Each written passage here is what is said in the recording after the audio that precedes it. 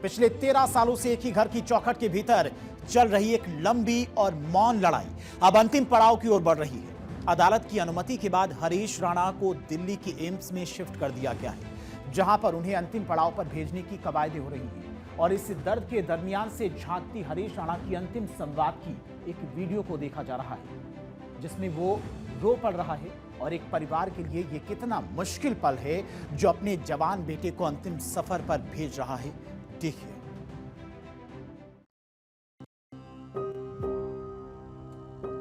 अपने आप मुक्ति दे दे बस, बाकी हम नहीं बोल रहे आप ठीक करें, मुक्ति दे दे अब, क्योंकि अब नहीं है इसके शरीर में कुछ नहीं है। सबको माफ करते हुए माफ किया तुम्हारी दुनिया को, माफ किया जिंदगी को, माफ किया मौत को,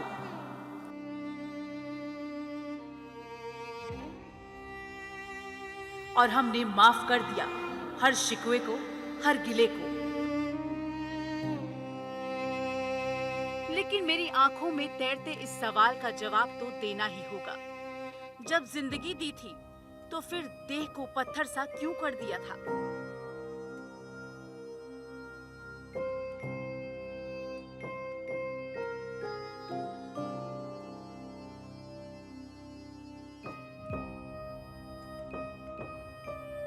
जब जिंदगी अभी थी मेरे पास तो फिर क्यों बंद कर दी थी मेरी जुबान?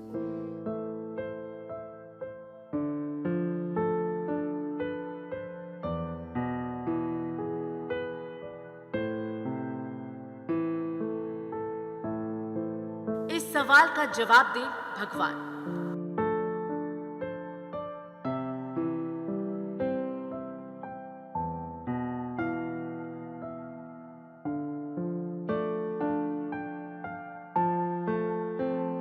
हरीश की डबडबाती आंखों में पड़ी है उसकी खामोशी, हलक से नीचे उतरती हर सांस एक सवाल ये है, जिंदगी जब तेरा मुकद्दर मौत ही है तो फिर मौत तू इतनी बेरहम होकर क्यों आती है?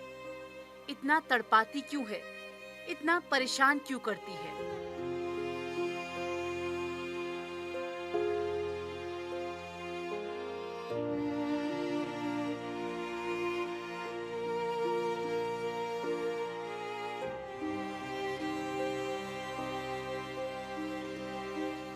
जिंदगी क्या है, किसे कहते हैं? जिंदगी के मायने अगर समझना हो तो रेल की पटरी पर सिक्का मत रखो। हरीश राणा को देखो। हरीश मौत के इतने करीब रहे हैं कि उन्हें जिंदगी होने का एहसास ही मर गया।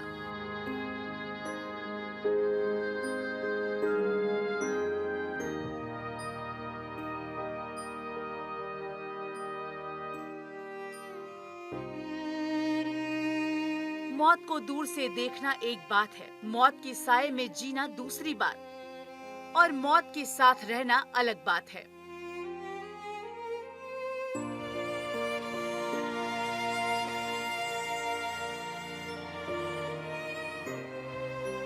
हरीश, तुम बहादुर हो।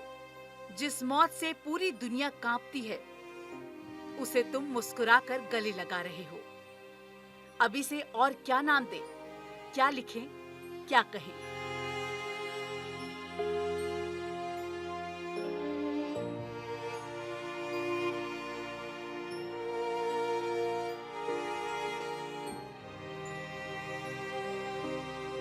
जिंदगी के आखिरी लम्हों को देखिए।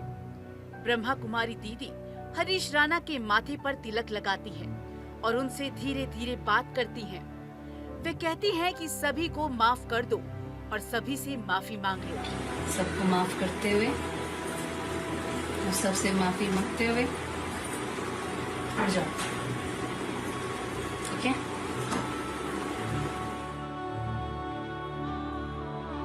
अब जाने का समय आ गया है। ठीक है, वे हरीश के सिर पर हाथ फेर कर ऐसा कहती हैं।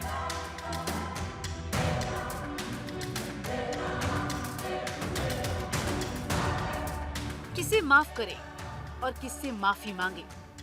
मुझे खुद से शिकायत है, न दूसरों से। मुझे जिंदगी से शिकायत है, न मौत से। मेरा गिला है अगर जिंदगी किसी को मिले तो फिर मुकम्मल मिले, अगर मिलेगा भगवान तो उससे ये कहेंगे।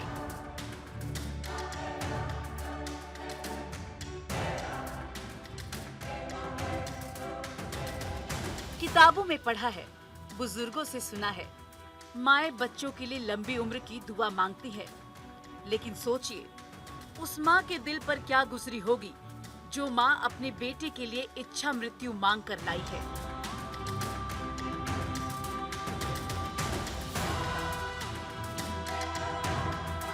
सूख चुकी आंखों के आंसू आज फिर समंदर बनकर फूट पड़े हैं। एक माँ और बेटे की दरमियान अंतिम संवाद सुनिए, बेहद खामोश संवाद, जिसे दुनिया के कानों में अपने वजूद की आवाज को भर दिया है।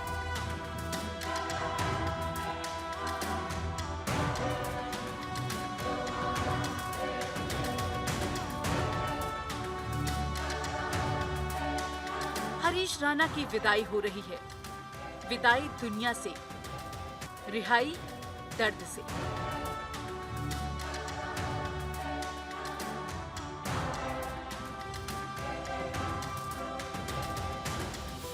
उस तकलीफ से जिसकी तफसील सुनाने में सदियां लगेगी।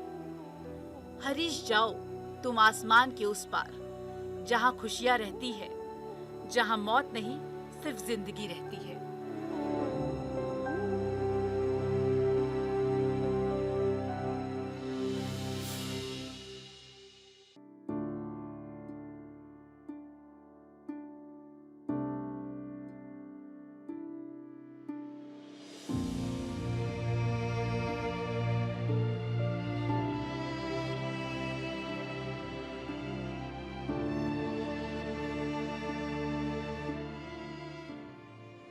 हरीश राणा की कहानी दरअसल 13 साल पहले शुरू हुई थी, जब एक हादसे ने उनकी जिंदगी पूरी तरह बदल दी। बताया जाता है कि चौथी मंजिल से गिरने के बाद उनकी हालत गंभीर हो गई थी।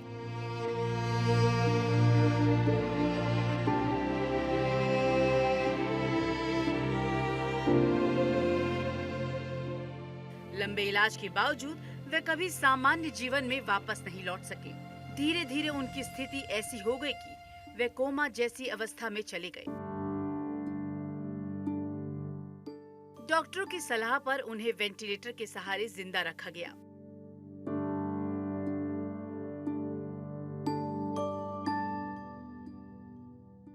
इन वर्षों में उनके पिता अशोक राणा और मां ने बेटे की देखभाल को ही अपनी जिंदगी का केंद्र बना लिया।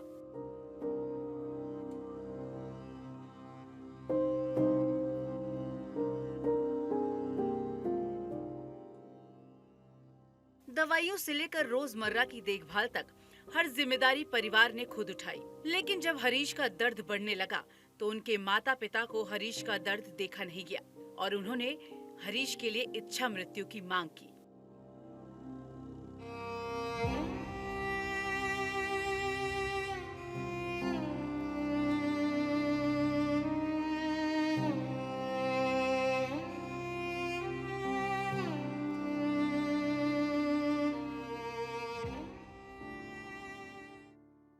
सुप्रीम कोर्ट ने 11 मार्च को 13 साल से कोमा में रह रहे 31 साल के युवक हरीश राणा को इच्छा मृत्यु यानी पैसिव यूथनेशिया की मंजूरी दी। गाजियाबाद के रहने वाले हरीश लाइफ सपोर्ट सिस्टम पर थे। सुप्रीम कोर्ट ने ये फैसला हरीश की मां निर्मला राणा और पिता अशोक राणा की इच्छा मृत्यु देने की अपील पर सुनाया था। देश में इस तरह का ये पहला मामला है। जस्टिस जेबी पाद्रीवाला और जस्टिस केवी विश्वनाथ की बेंच ने एम्स को निर्देश दिया था कि हरीश के लाइफ सपोर्ट सिस्टम को चरणबद्ध तरीके से हटाया जाए।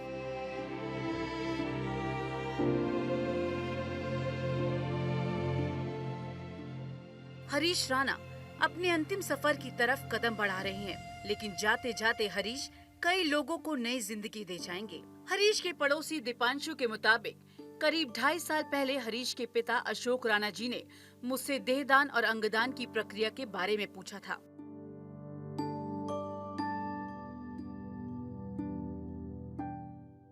मैं दधीची देहदान समिति से जुड़ा हुआ हूँ, जो देश भर में अंगदान और बॉडी डोनेशन के लिए लोगों को जागरूक करती है।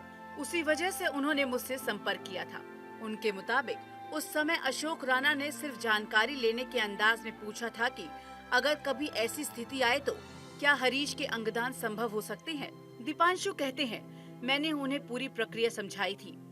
बताया था कि अंगदान के लिए डॉक्टरों की एक टीम निर्णय लेती है और यह तभी संभव होता है जब मेडिकल स्थिति उनके अनुकूल हो।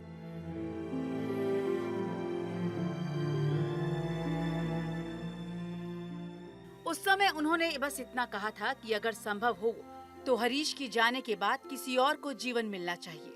आपको बताते हैं कि आखिर गाजियाबाद के रहने वाले हरीश राणा कौन है और 2013 में उनके साथ क्या हादसा हुआ था जिसने उनकी जिंदगी को मौत की मचान पर बिठा दिया था।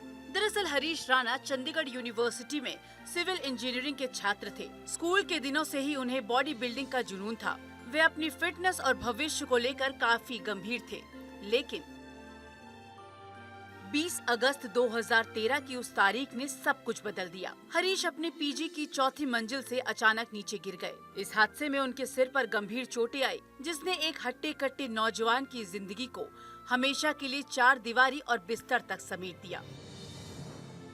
हादसे के बाद हरीश के पिता अशोक राणा ने उन्हें बचाने के लिए कोई कसर नहीं छोड़ी। चंडीगढ़ पीजीआई से लेकर दिल्ली की एम्स और देश के कई नामी प्राइवेट अस्पतालों के चक्कर लगाए गए। डॉक्टरों के मुताबिक सिर की चोट की वजह से हरीश के दिमाग की नसें सूख चुकी हैं। वे पिछले 13 साल से जिंदा तो हैं, लेकिन अचेत अवस्था में हैं। उनके शरीर में कोई हलचल नहीं है। हरीश ना कुछ महसूस कर सकते हैं और ना ही बोल सकते हैं। बस कभी कभार पलक के झपकाना ही उनके जीवित होने का एकमात्र संकेत रहा है।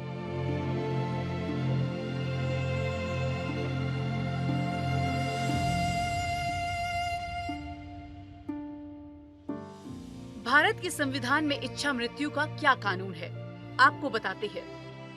दरअसल साल 2005 में कॉमन कॉज नाम की एक एनजीओ ने पैसिव यूथनेशिया यानी निष्क्रिय इच्छा मृत्यु के अधिकार की मांग करते हुए सुप्रीम कोर्ट में याचिका दायर की थी।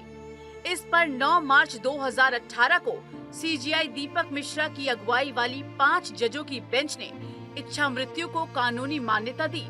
तब सुप्रीम कोर्ट ने कहा था, अगर किसी मरीज को लाइलाज बीमारी हो या वेजिटेटिव स्टेट में यानी लाइफ सपोर्ट सिस्टम पर ही जिंदा हो, तो प्राकृतिक तरीके से मृत्यु के लिए उनका इलाज बंद किया जा सकता है। इसे इच्छा मृत्यु नहीं बल्कि सम्मान के साथ मृत्यु का अधिकार माना जाएगा। ये अधिकार संविधान की आर्टिकल 21 का हिस्सा है, जिसमें सम्मान से जीने के साथ सम्मान से मरने का भी अधिकार है।